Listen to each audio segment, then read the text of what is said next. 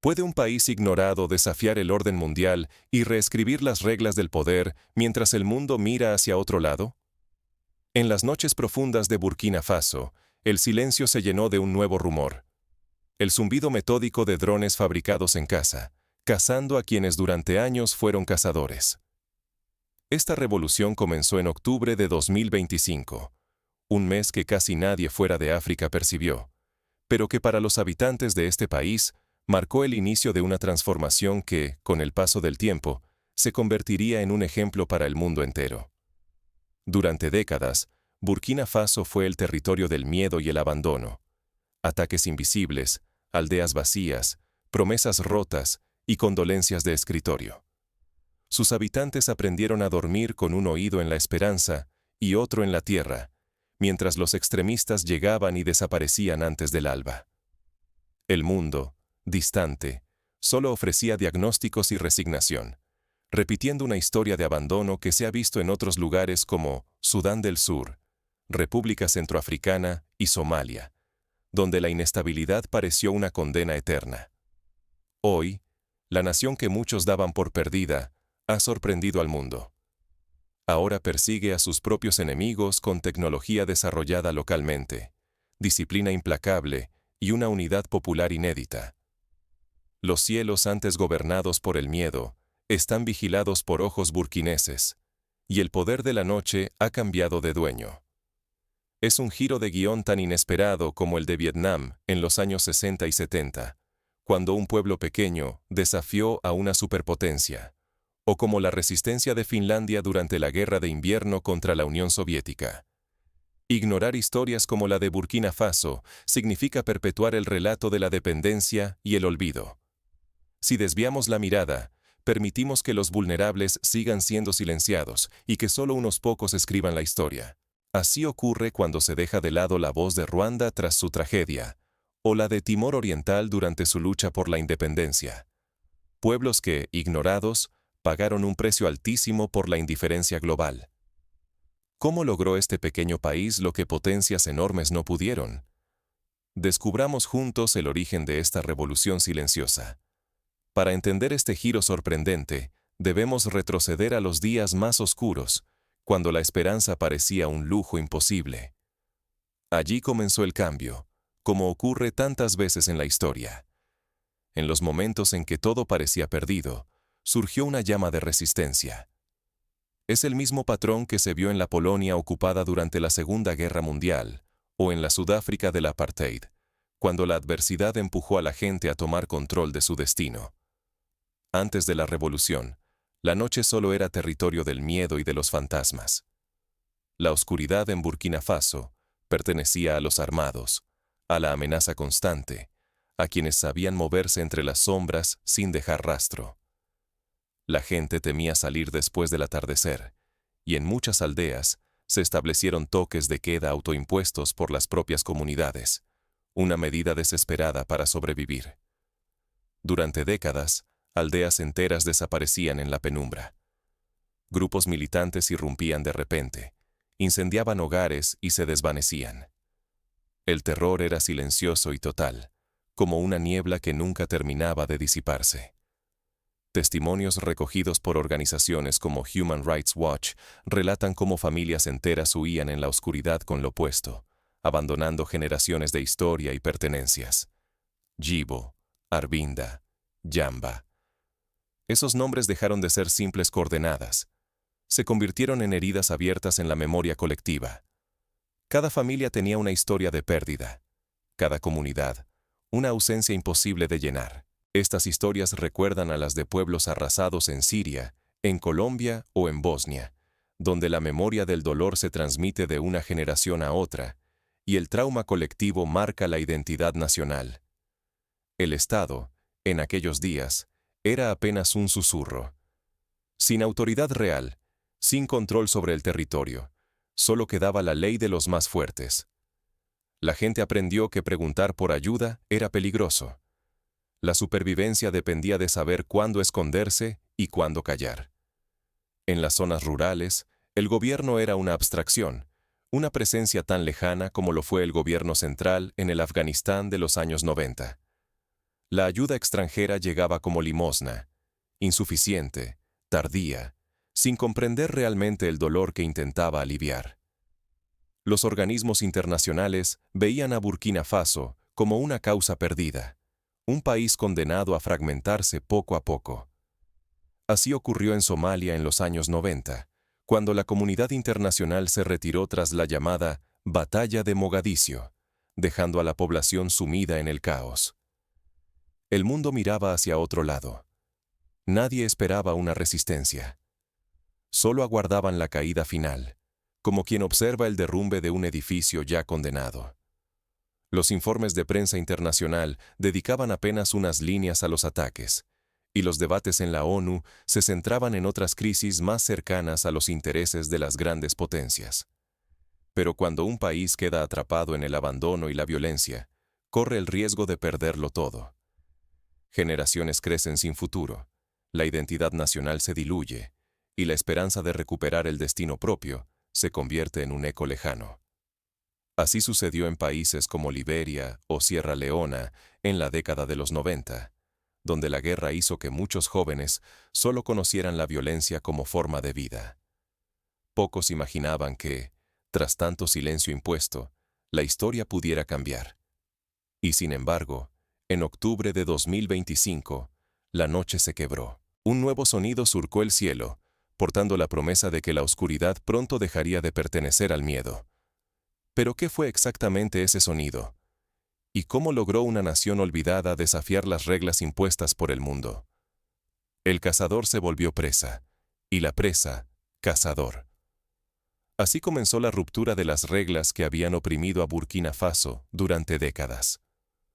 Una transformación así recuerda a la campaña de resistencia de los maquis franceses durante la ocupación nazi, cuando el control de los invasores empezó a resquebrajarse desde dentro. Con la llegada de Ibrahim Traoré al poder, el país dejó de esperar salvadores externos y apostó por sus propias manos. Drones fabricados en casa surcaron los cielos, la inteligencia nacía desde el terreno y el liderazgo dejó de ser distante. Se hizo cercano, visible y tangible en cada aldea.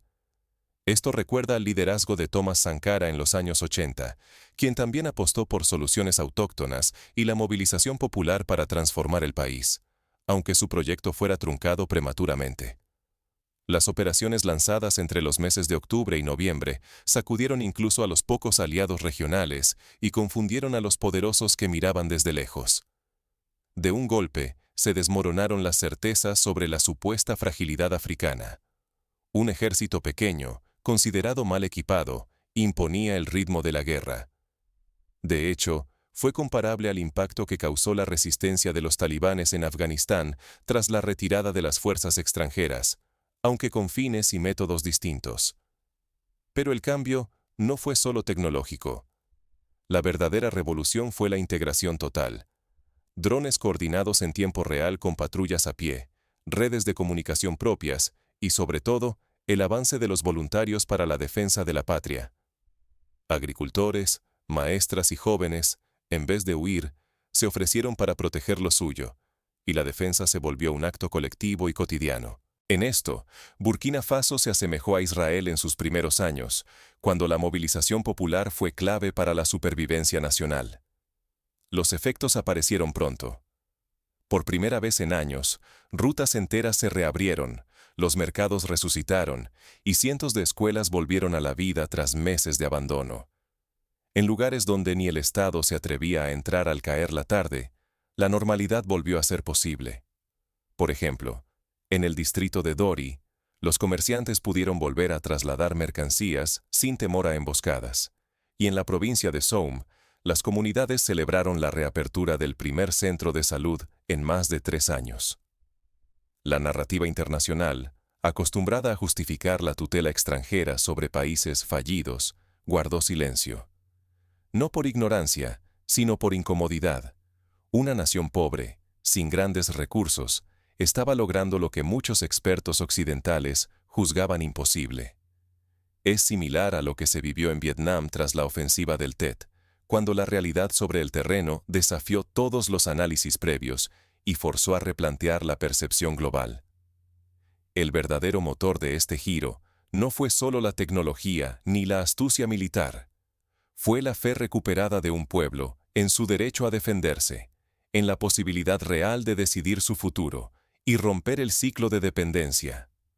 Una fe comparable a la de los movimientos de liberación nacional en Argelia o Mozambique, donde la convicción colectiva fue el factor decisivo ante la adversidad. Por supuesto, recuperar agencia y confianza supuso riesgos enormes. El uso de drones y operaciones relámpago aumentó la amenaza de daños civiles. El nuevo poder, concentrado en pocas manos, despertó el temor a tentaciones autoritarias. La línea entre defensa y abuso se volvió más difusa.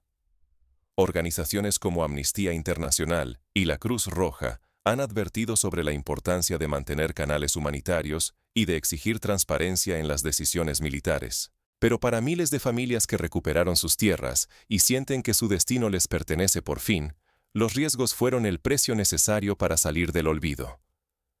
Testimonios recogidos en aldeas como Barzalogo y Penza muestran cómo la población, aún temiendo represalias, prefiere arriesgarse a perder la libertad antes que volver al sometimiento total. Sin embargo, esta transformación nunca fue solo militar. Alcanzó a cada rincón de la sociedad, marcando el inicio de un cambio profundo, mucho más allá de las armas. El renacimiento de las escuelas trajo consigo una nueva generación con acceso a educación, y la reactivación de los mercados permitió la recuperación de las economías locales. Es el tipo de impacto que han vivido países como Ruanda tras el genocidio, donde la reconstrucción social fue tan esencial como la seguridad física. Sin embargo, la pregunta era si este nuevo modelo podría resistir los desafíos que venían. No solo los enemigos externos amenazaban el experimento. Las divisiones internas, los viejos miedos y las presiones internacionales apenas comenzaban a mostrar su verdadero rostro. Una nación despierta, pero ¿a qué costo y hacia dónde mira? ¿Puede la unidad forjada en la crisis mantenerse cuando la amenaza disminuye? Ejemplos históricos muestran que, tras la victoria, los países enfrentan el reto de consolidar instituciones inclusivas. Sucedió en Ghana tras la independencia y en Indonesia después de la caída de Suharto, donde el peligro era que la cohesión lograda en la guerra se disipara en la paz. El eco del despertar patriótico recorrió cada rincón de Burkina Faso. Aquella amenaza que lo paralizó durante años, ahora encendía una movilización sin precedentes. Así nació el Fondo Patriótico. Primero miles, después millones de personas aportaron lo que podían. No era solo dinero, era una afirmación colectiva de que la defensa del país debía brotar de su propia gente. En pocos meses, comunidades enteras organizaron colectas y se crearon sistemas de microfinanzas para sostener el esfuerzo común, tal como ocurrió en Corea del Sur durante la reconstrucción tras la guerra. La unidad popular canalizó recursos, energía y esperanza como nunca antes. Agricultores, comerciantes, estudiantes y ancianos sintieron que sus pequeñas acciones, por fin, tenían peso en el destino nacional. Las calles de Ouagadougou y los pueblos más remotos vibraban con una causa compartida. En la región de Haut-Bassin se organizaron turnos de vigilancia y se fundaron comités de apoyo logístico, replicando en pequeña escala la experiencia de los comités revolucionarios cubanos en los años 60. Se volvió innegable. Burkina Faso eligió caminar solo, sin mendigar permiso ni ayuda a potencias extranjeras. Cada dron lanzado, cada moneda donada, cada decisión tomada en casa, reforzaba su soberanía. El mensaje era claro: el futuro no se pide, se construye. Este enfoque recuerda a la política del autocentrismo de Tanzania bajo Julius Nyerere, quien defendía que la independencia solo sería real si el pueblo era el protagonista. Este ejemplo cruzó fronteras. Países vecinos se preguntaron si también podían romper cadenas y forjar su propio destino. Pero la nueva determinación burkinesa sacudió a los poderosos. Intereses extranjeros se sintieron amenazados. Viejas rutas de influencia se resquebrajaron. Surgieron críticas desde Occidente y organismos internacionales que acusaron a las autoridades de autoritarismo y advirtieron sobre peligros para los derechos humanos. El caso burkinés recuerda a la reacción internacional ante la nacionalización del Canal de Suez por parte de Egipto en 1956, cuando la decisión de un solo país alteró el equilibrio de poder global. Algunas organizaciones alertaron sobre víctimas civiles, censura y señales de crisis humanitaria. Voces globales condenaron los riesgos de un poder central sin límites. Otros defendieron la lucha como un acto legítimo de supervivencia y dignidad. El debate se intensificó en foros internacionales como la Unión Africana y la Comunidad Económica de Estados de África Occidental, donde se discutía hasta qué punto era legítima la vía burkinesa. Así, el dilema ya era imposible de ignorar. ¿Puede una nación mantener la independencia sin sacrificar su libertad? ¿Hasta dónde puede llegar la guerra antes de perder el horizonte de la paz? Un interrogante que se han hecho países como Israel o Corea del Norte, donde la tensión permanente ha puesto a prueba la balanza entre seguridad y democracia. La autosuficiencia, aunque fuente de orgullo, traía riesgos: aislamiento, radicalización, erosión democrática. La línea entre fortaleza interna y cerrazón se difuminaba. El peso de cada decisión colectiva se sentía en todo el país. Las lecciones de Albania en la era de Enver Hoxha muestran los peligros del aislamiento extremo, mientras que el ejemplo de Botsuana revela cómo una independencia bien gestionada puede traducirse en prosperidad y estabilidad. Pero entre incertidumbre y esperanza, Burkina Faso dejó lecciones que trascienden fronteras. En su lucha, cualquier pueblo puede ver el costo y el valor de decidir su propio destino. Lo ocurrido en Burkina Faso puede inspirar a comunidades indígenas en América Latina que luchan por autonomía, o a regiones en conflicto como Cachemira, donde la autodeterminación sigue siendo un ideal pendiente. La mirada del mundo se vuelve hacia Burkina Faso, testigo de un experimento audaz. ¿Será este despertar semilla de esperanza o advertencia para otros pueblos? ¿Podría este modelo adaptarse en lugares como Mali, Níger o Chad, que enfrentan desafíos similares? El futuro está abierto, cargado de posibilidades y peligros. ¿Qué puede enseñarle al mundo una nación pequeña y arrinconada que decidió no rendirse?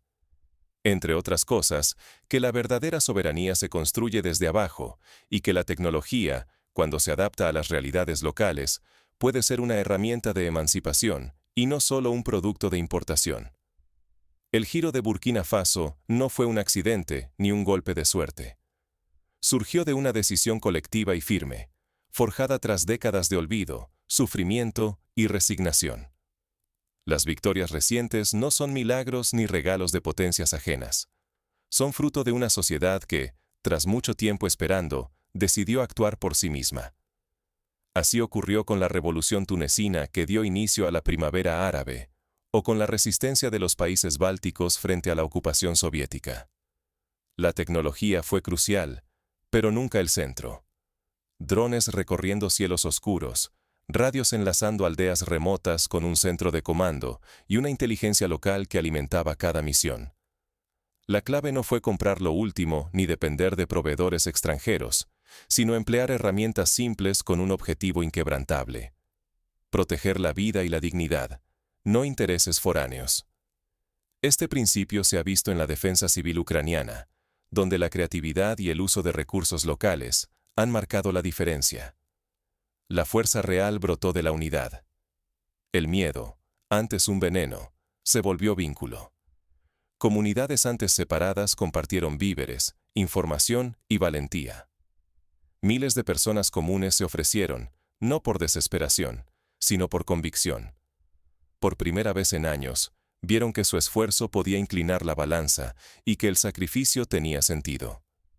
En esto, Burkina Faso se parece a la Grecia ocupada en la Segunda Guerra Mundial, donde la resistencia popular fue decisiva. Sin embargo, ni la tecnología ni la unidad florecen solas. Requieren liderazgo presente. Ibrahim Traoré, lejos de los palacios y las cámaras, apareció donde el peligro era real. Su austeridad y cercanía con soldados y civiles marcó la diferencia. No fue el carisma de un espectáculo, sino liderazgo tangible, cotidiano y compartido. un contraste con tantos dirigentes ausentes o atados a intereses ajenos. Es similar al modelo de liderazgo de Mandela en Sudáfrica, quien predicó con el ejemplo y la presencia. Todo esto debilitó un mito peligroso, que la seguridad africana solo existe bajo tutela de potencias occidentales. Cuando un país empobrecido y sin salida al mar logra resistir con sus propios medios, la narrativa mundial se estremece. Burkina Faso, antes ignorada, desafió la idea de que los pueblos olvidados deben resignarse a su suerte. De la misma manera, Vietnam y Argelia cambiaron las reglas del juego internacional. Pero este ejemplo abre preguntas difíciles. ¿Puede una nación pequeña resistir mucho tiempo sin caer en nuevos abusos o tentaciones autoritarias? ¿Cómo equilibrar la urgencia de la seguridad con el respeto a los derechos y la transparencia tras un conflicto tan brutal? Estas son preguntas que enfrentaron países como Chile tras la dictadura o Sudáfrica al terminar el apartheid. Aceptarlas no es fácil. Hay quienes prefieren la dependencia y quienes temen que la autonomía inspire a otros. Repensar el poder y la responsabilidad ciudadana incomoda a muchos, pero el desafío es inevitable. Exige una mirada distinta sobre quién tiene derecho a decidir su destino. En la historia, los procesos de emancipación suelen provocar resistencias tanto internas como externas, como se vio en India tras la independencia. Lo que comenzó como un zumbido de drones sobre el Sahel ya es un eco que recorre el mundo. Burkina Faso demostró que el cambio no se compra ni se espera. Se construye desde adentro, con tecnología adaptada, unidad genuina y líderes presentes. Pero la historia aún no termina.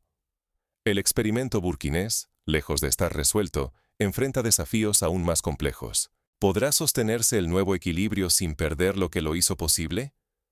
La experiencia burkinesa nos deja aprendizajes prácticos.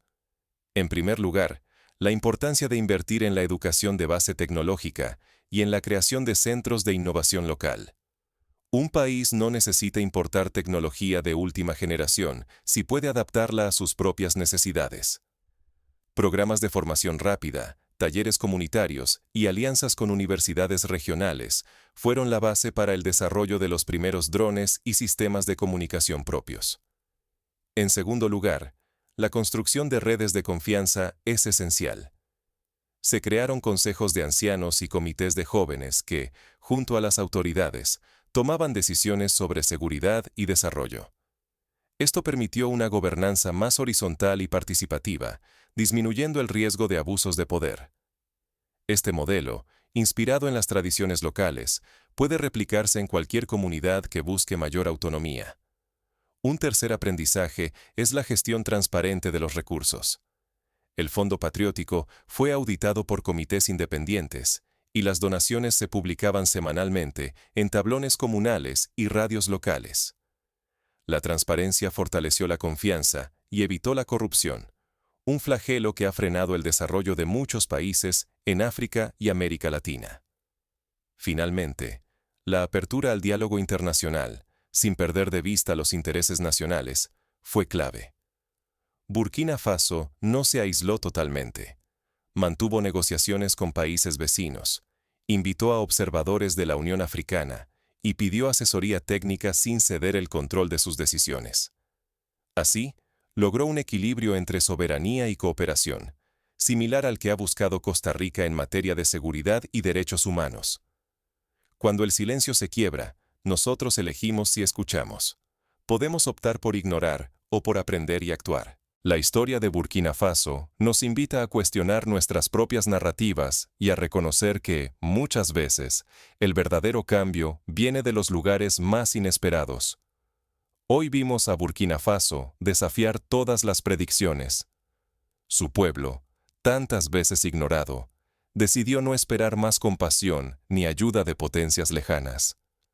Apostaron por sí mismos, por su ingenio, y por una fe renovada en su capacidad para cambiar el rumbo. En un mundo que dicta que los débiles deben resignarse al papel de víctimas, Burkina Faso tomó el camino más arduo, el de la dignidad y la autosuficiencia.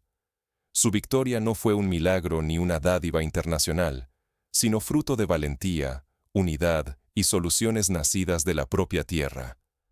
Así como Islandia se reinventó tras la crisis financiera de 2008, o como Singapur apostó por la educación y la innovación para superar su pobreza inicial, Burkina Faso eligió la construcción desde dentro. Pero ignorar historias como esta tiene un precio. Cuando solo prestamos atención a lo que ocurre en los grandes centros de poder, perpetuamos la invisibilidad de quienes luchan en silencio. Si decidimos no compartir estas voces, reforzamos la idea de que solo lo que sucede bajo los reflectores importa. Es lo que ocurrió durante años con la lucha por los derechos civiles en Estados Unidos, o con los movimientos de mujeres en Irán, que solo obtuvieron reconocimiento global tras décadas de persistencia. Cada historia no contada es una puerta cerrada al cambio. Negar nuestra atención a quienes buscan su autonomía es participar, aunque sea por omisión, en su silenciamiento. Al contrario, compartirlas abre caminos hacia una sociedad más justa, informada y libre. Así, la difusión de la historia de Burkina Faso puede inspirar a quienes luchan por cambios en otros contextos, como las comunidades rurales en México o las regiones autónomas en España. Quizá nunca pongas un pie en Burkina Faso. Puede que sus desafíos te parezcan lejanos, pero ¿cuántas luchas similares ignoramos por mirar siempre hacia el mismo lado? Si aspiramos a transformar el relato global, tenemos que atrevernos a escuchar lo incómodo y reconocer el valor de quienes rehacen su país desde las sombras. La soberanía, la justicia y la dignidad no son asuntos exclusivos de los gobiernos. También nos interpelan a nosotros. La responsabilidad de romper el silencio y cuestionar la narrativa dominante es colectiva. Podemos empezar por informarnos, por apoyar medios independientes y por exigir que las voces marginadas tengan espacio en el debate público. Te invito a compartir este video, comentar y suscribirte. No es un simple acto digital, es una manera de romper el ciclo del olvido. Dale visibilidad a la historia de Burkina Faso y de tantos pueblos ignorados. Porque cuando las historias se cuentan, el futuro puede escribirse distinto. Y, en última instancia, cada uno de nosotros puede ser parte de ese cambio, eligiendo escuchar, aprender y difundir lo que otros prefieren mantener en